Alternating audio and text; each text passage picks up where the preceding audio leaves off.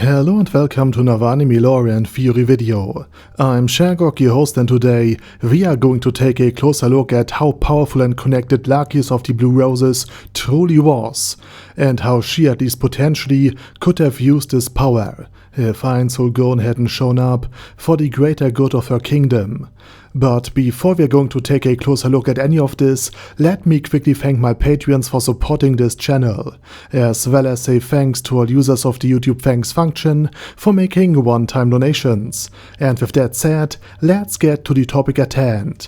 Lakyus is not only the leader of the Blue Roses, one of only 3 Adamantite ranked adventurer teams, but she's also through various connections, both likely and unlikely, acquainted or even related to many powerful beings, such as, albeit very indirectly, to Platinum Dragonlord. But first things first, Lakyus leads the same adventurer team that originally included Regret Bear's Karoo, one of the 13 heroes, who had retired from active adventuring decades ago due to old age. And that suggests this adventurer team has existed since the very beginning of the Adventurers Guild, which itself was only established after the 13 heroes defeated the evil deities over 200 years ago. And to make up for this loss of one of the legendary 13 heroes after Regret's retirement, the old retiring adventurers made a bet with Evil Eye. And again, what Evil Eye was supposed to gain from all of this, we don't know. But both sides agreed that if Evil Eye lost the upcoming fight against Regret, she would join the Blue Roses in her stead. And she lost. And so it was ensured that this team still had a powerful arcane caster among their own ranks. And it was also likely very important to Regret Bear's Karoo that someone who had personally fought against the evil deities and witnessed the devastation that they had caused firsthand remained a part of the team, because this would keep the group focused on true threats and prevent them from losing sight of their mission by slipping into a life of luxury and thus neglecting their responsibilities. And this brings us to Lakyus' uncle, Azuth. He too is a powerful noble and leads the kingdom's second Adamantite ranked adventurer team, at least until the emergence of Momon and Nabe. And he also is the pilot of the Armor of Reinforcement, a red suit of armor that allows him to effortlessly destroy a dozen Death Knights by using Chain Dragon Lightning.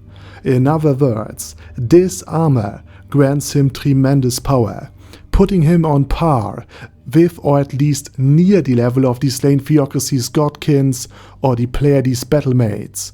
However, he became exactly the kind of idle, carefree and very lust-driven person Regret likely wouldn't want in her own team.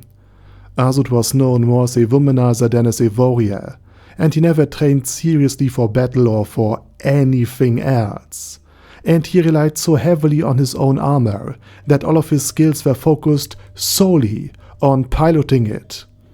And he grew basically very overconfident, or rather just lazy and very indifferent at times. And therefore he failed to reach his own true potential. I mean, for comparison, even Brain Angnaus could at least cook. And with such a powerful artifact from Yggdrasil online, it would have been easy for Azuth to say, seriously disrupt, or even stop the invasion of the Dragon Kingdom by the demi-humans. I mean, just imagine a single Death Knight. This would be a catastrophic threat for any nation other than the Theocracy of Slain. I mean, the Empire only survived the emergence of another Death Knight of the Cuts plane by carpet bombing it from above.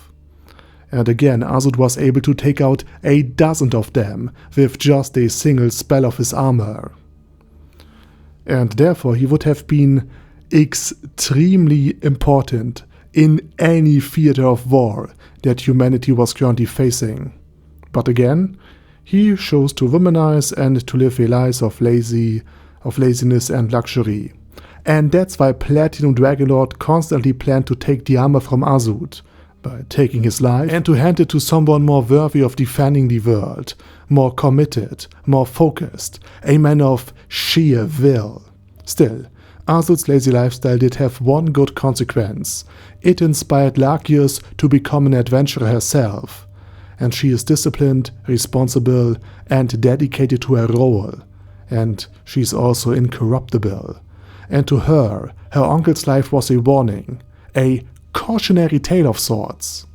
Nevertheless, the fact that the two leaders of the most powerful adventurer teams were related gave their family tremendous influence, at least potentially. And Lakyus also considered herself close friends with Renner, and the Golden Princess was basically such an important figure for herself that she was willing and, without Evil Eye's intervention, would have actually gone down with her alongside her own failing kingdom, at least in her own mind. She didn't know about Renner's plot and her connection to Nazarick, of course. So again, Lakyus had not only connections to the royal family, but also to the most brilliant politician within it, in addition to being a powerful noble herself. And the reason Lakyus is still alive today is thanks to Evil Eye and her own intervention. And the undead vampire princess forced her and the remaining Blue Roses, or rather forced her together with the remaining Blue Roses, to flee from Ainsulgon's troops, presumably to her old homeland, the lost kingdom of Invernia. And as one of the 13 heroes, and as a potential immortal vampire princess, and as a Rainbow Eye, a humanoid naturally gifted in arcane magic, Evil Eye had power capable of conquering entire nations. And again, she and Lakyus were truly close friends, and they had, normally at least, a deep mutual respect for one another. And Evil Eye at least considered her important enough to basically abduct her, in order to ensure that she won't go down with Renner and her kingdom. And this brings us to the rest of the Blue Roses.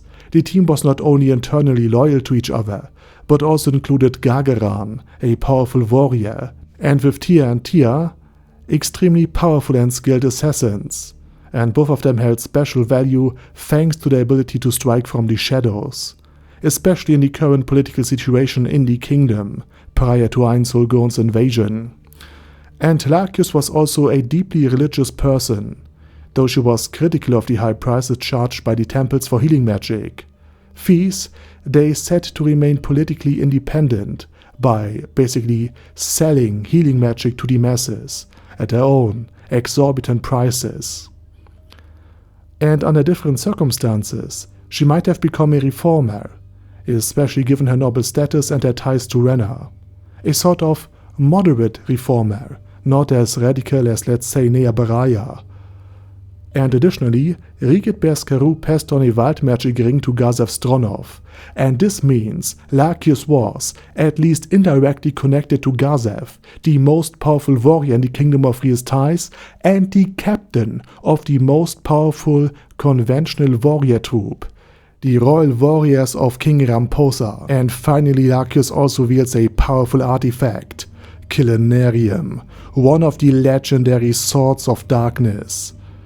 The legendary swords, which the Black Knight carried over 200 years ago into battle in order to protect humanity from otherwise certain extinction.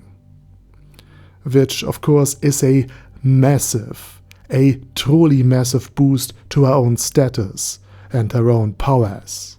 So in summary, Lakyus had immense potential influence through her own network of connections, and she was yet very young, and could, over the course of decades, learn to wield this influence and this power to the advantage of the kingdom and to the common people.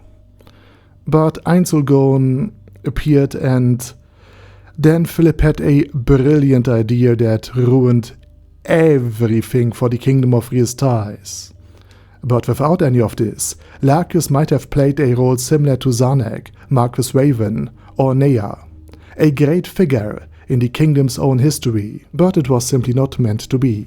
And with that said, now it's your turn. Let me know what you think about Lakyus and her influence, and while you type, I say thank you very much for watching, thanks to all of my Patreons for supporting this channel, and as usual, I say my special thanks to dash dash dash, Ada Daddy Ada, ASK, Bad Girl Ye, Bad Burrito 316, Beezer, Ben C, Brandon S, Brandon D, Chrissy, Crowley 0221, Sia, Crystal Prime, Dead Slime, Death is Mercy, Deathless Dragonlord, Demon Xenomorph 1987, Devin Downen, Ding Dong, Din Pep, Dragonlord Placido Saxophone, Duckwagon, Dunkler Krieger, Dystopia, Dystopia II, Enigmatic Unicorn, Feralchivan, Guy with That Head, Hector Marino, Hoss, Huster, Jacob G, Jana B, Jason, J. Morris, Chromius, Kyle R, Lee K. Long, Legendarius, Le Louche Britannia with a Mustache, Lexus Fox, Lord Nishikian Rai, Lord Touch Me, Loverazor, Merowek, Mr. Shoes, Mr. Tweaker, Michael R, Michael Y, Nope, Oh Hell No, Normal Toad, Oh Kill, Overlord General Gasper, Paddy Pentum, Personage, Ruru, Primus 11, Rhinomere, Q&A Caracos P, Shergox's Daddy, Shadow Lightning Wolf, Shrine Keeper, Sir Axolotl, Super Tier Magic Batista Bomb, Supreme Cheese, Staris, Ted, Texas Deer, The Orc Warboss, Rocket Smasher, T.E. Wang, Vash Hawkeye, Vegito27, Venture Fanatic, Wilhelm, Xenokai, and Sonegon. Thanks guys. Anyway, have a nice day, and I hope to see you all again soon on my next video.